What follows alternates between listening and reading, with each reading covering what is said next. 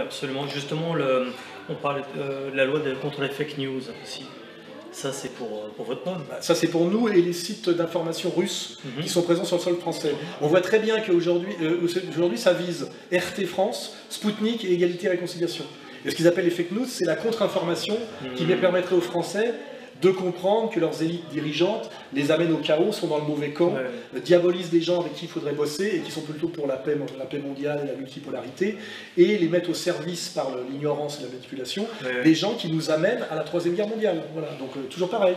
Et qu'à un moment donné on soit visé par des lois, ça prouve bien qu'on est nous dans le sérieux. C'est-à-dire que moi je dis qu'il faut bien comprendre qu'un dissident prouve qu'il est un vrai dissident par le nombre de procès qu'il subit à la 17e chambre, le nombre de condamnations qu'il subit. Je rappelle que j'ai 3 ans de prison avec sursis sur le dos, plus de 300 000 € de condamnation, que j'ai été montré du doigt comme un ennemi public numéro 1 ou 2 par le Premier ministre, par des journalistes encartés comme Aziza. Les autres, rien, il leur arrive jamais rien. Tu vois, il y a même un article récent qui est sorti sur l'AIBI, dans Le Point, qui protège Salim Naïm. Ouais, ce que tu disais tout à l'heure. Je me posais la question. Dingue,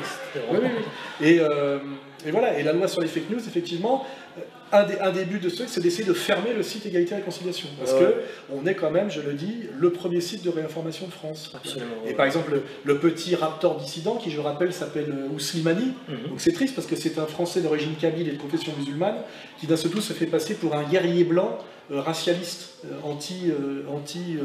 sur la ligne Conversano, qui est un côté schizophrène, ou ce qu'on appelle ethnomasochiste, tu vois. Et tout ça est assez... peut être à la fois on peut trouver ça comique ou drôle ou triste, ça dépend. Tragicomique. Ouais, ça dépend, mais c'est quand même sale, quoi. C'est le côté, je te dis, c'est plus pénible ça que de faire face au sionisme international, parce que là on est face à quelque chose de clair. On n'est pas face à une espèce de gamins idiots, manipulés, qui jouent contre eux-mêmes, contre leur propre camp, tu vois. Tu sais, le gosse stupide, mal élevé, qui va faire son propre malheur, quoi.